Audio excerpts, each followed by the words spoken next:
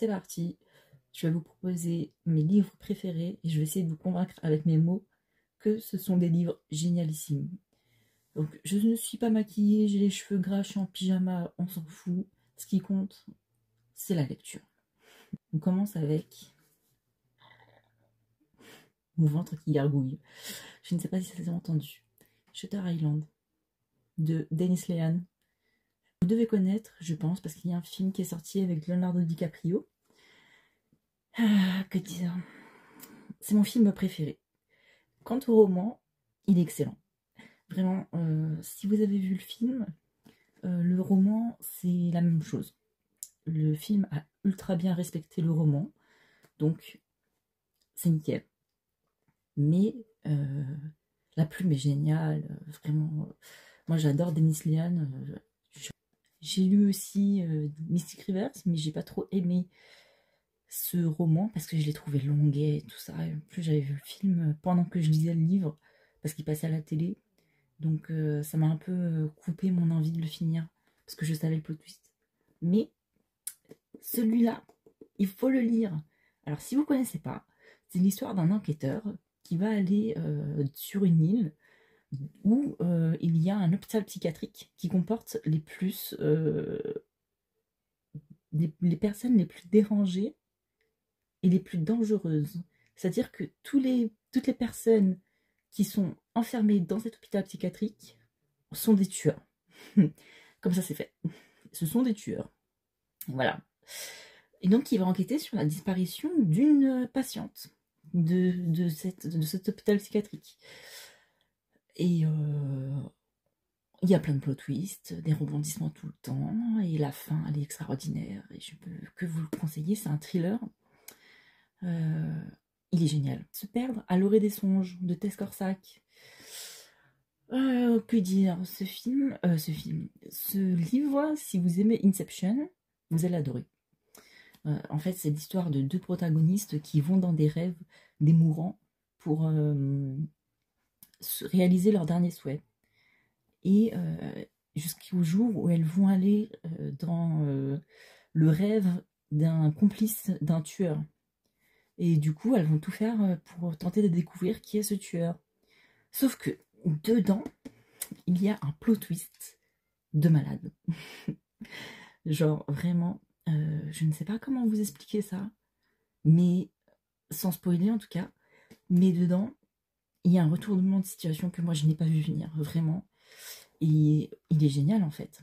Il nous tient en haleine tout le long. Alors ça, c'est de la SF mélangée à du thriller. Et c'est du young adulte.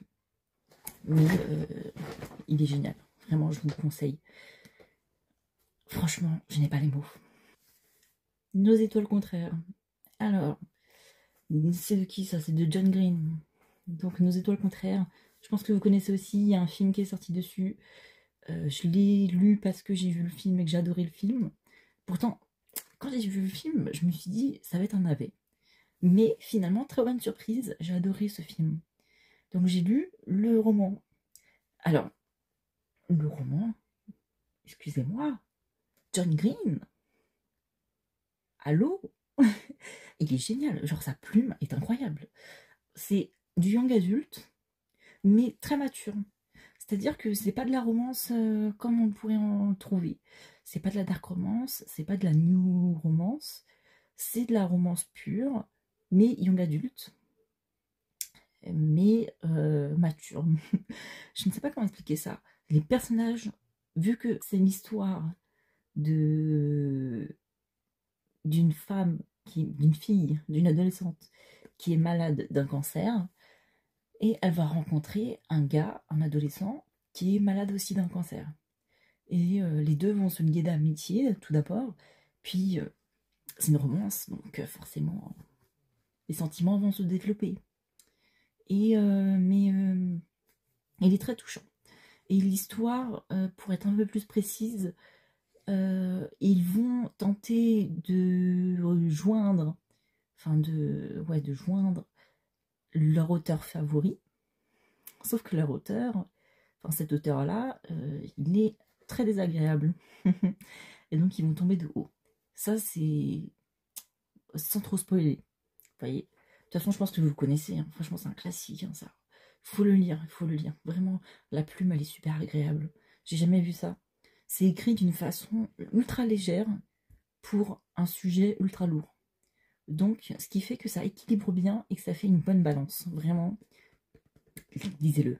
Ma dernière lecture, un coup de cœur. Genre, un chef-d'œuvre, vraiment. Le doute de S.K.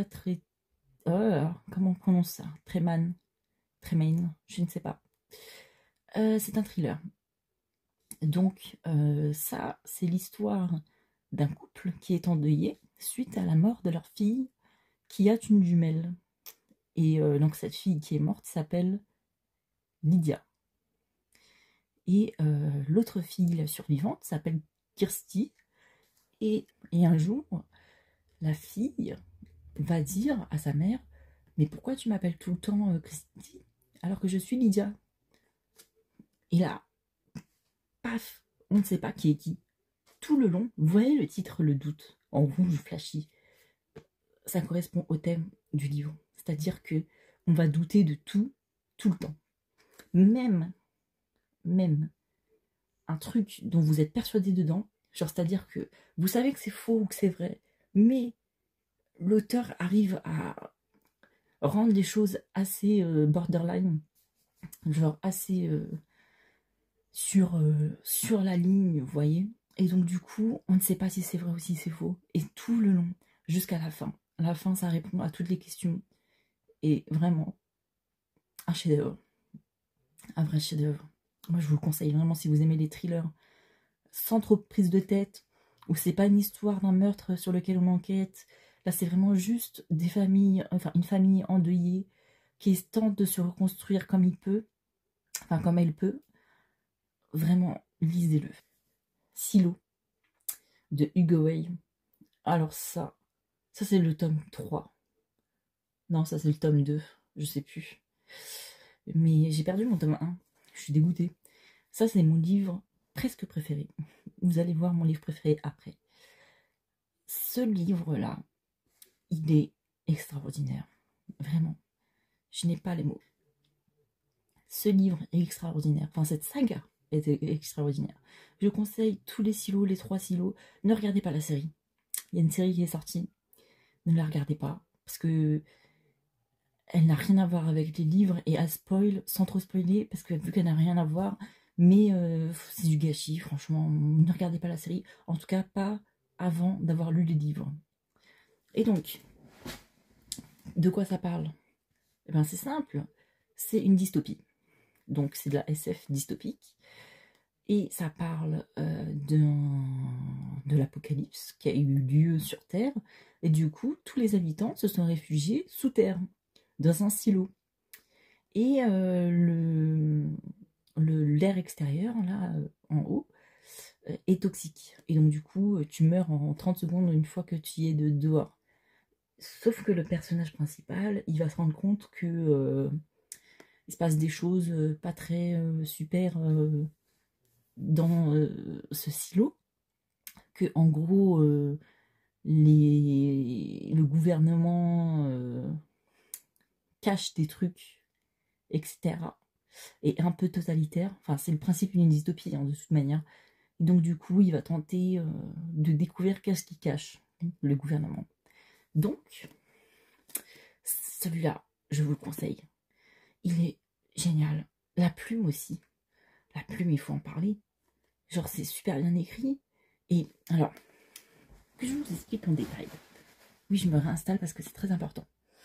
Le tome 1, c'est un page turner. C'est-à-dire que à chaque fin de chapitre, il y a un rebondissement qui fait que tu as envie de lire la suite. C'est vraiment... C'est tout. C'est tout. Tu as envie de lire la suite. Vraiment tout le temps.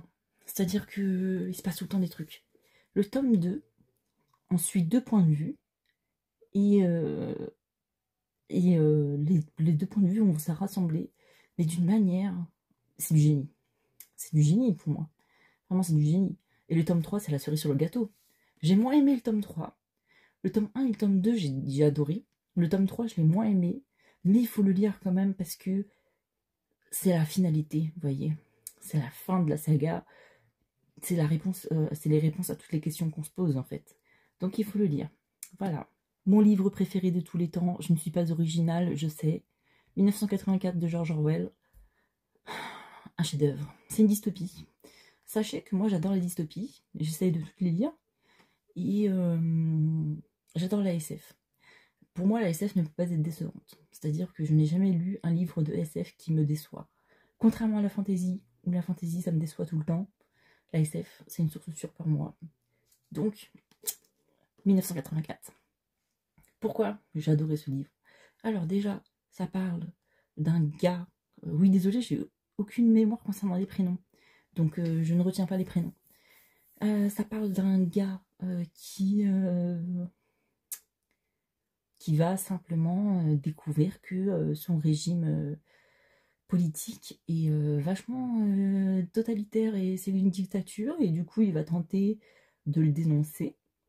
Et voilà, mais c'est... Je pense que vous le connaissez, parce que c'est quand même un classique, 1984. C'est là avec la novlangue, vous savez. C'est-à-dire que George Orwell, il a réécrit un langage... Enfin, c'est pas qu'il a réécrit un langage, c'est pas comme Tolkien, vous voyez. Mais il a pris notre langage et il l'a complètement modifié pour en faire un nouveau langage. Et ça, c'est du génie. De toute façon, ce roman, ça c'est mon roman préféré de tous les temps. Je peux que vous le conseiller, il se passe des trucs tout le temps. C'est... D'un point de vue sociologique, c'est génial. C'est génial. Vraiment, il est super bien. J'ai fait mon mémoire de recherche dessus. C'est-à-dire que j'ai fait mon mémoire de recherche sur la manipulation du langage basé sur George Orwell. Et j'ai pris 1984 comme argument dans tout mon mémoire. C'est pour vous dire à quel point c'est du génie. Pour finir, auteure française, autrice française, comme vous voulez, auteur, autrice, moi je préfère dire autrice, absolue de Margot Dessène. Alors, que vous dire dessus? Le tome 1 est génial, moi j'ai kiffé le tome 1, le tome 2 j'ai beaucoup moins aimé. Le tome 2, je trouve qu'il se passait rien dessus, enfin dedans, on s'ennuyait, non j'ai pas aimé.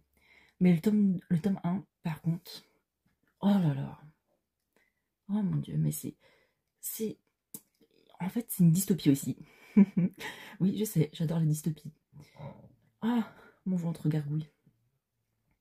Et ça, c'est l'histoire des deux personnages là, ces deux-là, qui vont devoir sortir de leur ville, qui est entourée par des murs, pour tuer la chose qui est à l'extérieur de la ville. Donc, c'est-à-dire que la ville s'est reclue entre des murs pour se sauver de la chose. Et eux, ils doivent la tuer, en fait, tuer la chose, pour libérer la ville. Et du coup, bah, il se passe plein de trucs. Il y a de l'action tout le temps, il y a un peu de magie dedans, il y a des pouvoirs magiques. Donc si vous aimez la fantasy, vous allez aimer Absolu. Et ça, c'est vraiment inspiré de Le Labyrinthe. Genre ça se ressent ouf que c'est inspiré de Le Labyrinthe. C'est aussi inspiré de SNK, L'Attaque des Titans. Donc ouais, franchement, c'est un peu la même ambiance. C'est un peu la même ambiance, mais c'est plus soft hein, quand même. Hein. C'est pas en mode... voilà. Sans trop spoiler. Ah, c'est dur de ne pas spoiler. Mais vraiment, je le conseille. Voilà pour mes livres préférés. Est-ce que vous en avez lu? Qu'est-ce que vous en avez pensé de ces livres? Moi, je veux tout savoir. Je veux savoir votre avis dessus. Est-ce que j'ai des goûts merdiques ou est-ce qu'ils sont géniaux? Dites-moi.